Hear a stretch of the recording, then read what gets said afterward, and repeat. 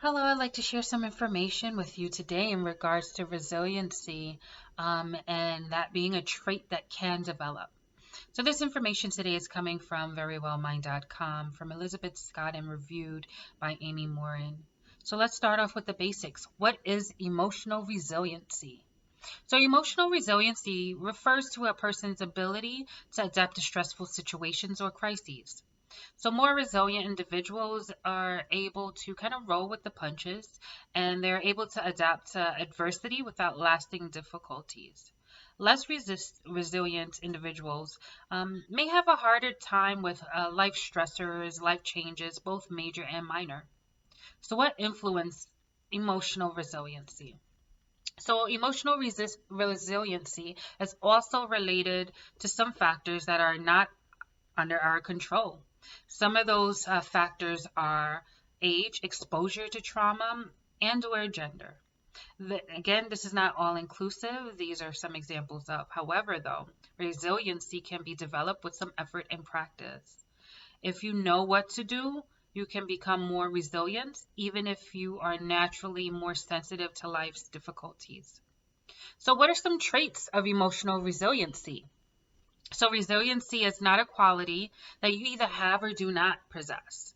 There are various degrees of how a person can handle and will handle stress. Still, there are some characteristics that resilient individuals tend to share.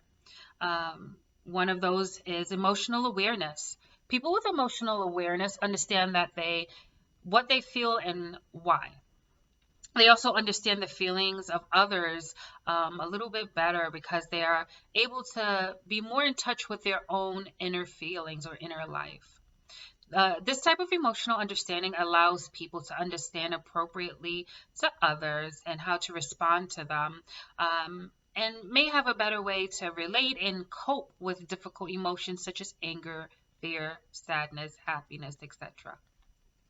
Also, perseverance. So, whether a person's working toward outward goals or inner coping strategies, they're able to have action oriented trust, for example, and they trust in the process and don't give up.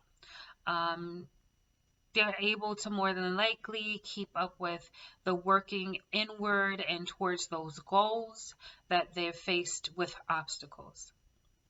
The inner locus of control. So, in this characteristic, a person may believe that they, rather than the outside forces, are in control of their lives.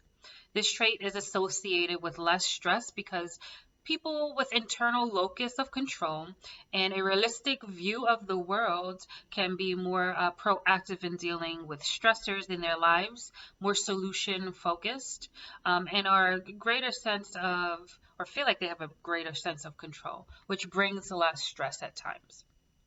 So, another characteristic is support. So, social support plays a critical role in fostering resiliency in addition to improving overall mental health. While a person um, with resiliency may tend to be a strong individual, they also value social supports that can help support themselves around them with support friends and family. So, also another characteristic is a sense of humor. People with emotional resiliency can laugh at life's difficulties. They're able to be tremendously, or this may be able to be a tremendous asset as they shift one's perspective from seeing things as a great threat to seeing them as a challenge. Another characteristic is perspective. So, resilient individuals can learn from their mistakes rather than denying them. They see obstacles as challenges and allow adversity to make them stronger. So, how does a person build resiliency? So, some things are building a connection with others, prioritizing your relationships, and reach out to others by joining community based groups and activities in your area. That may be a little challenging during COVID times. Maybe there's a Zoom that you can join in, or some type of online positive group, support group. maybe managing your thoughts, working on maintaining hopeful outlook and accepting that a change or and setbacks are part of life, kind of normalizing the experience. The important thing is you keep working towards your goals. Take care of yourself, fostering wellness by taking care of your mind, your body, your emotions, eating well, staying physically active if that is possible, and avoiding unhealthy coping mechanisms. So the takeaway from this is if you are struggling or having difficulties overcoming or processing through going through traumatic events and or setbacks, please seek out a doctor, a mental health professional. A therapist can assist you in identifying, um, exploring and processing those thoughts, feelings, emotions, and can assist you, support you with coming up with some coping strategies that can foster greater resiliency and mental emotional health. So I hope this information was helpful today, and I hope you all have an amazing day.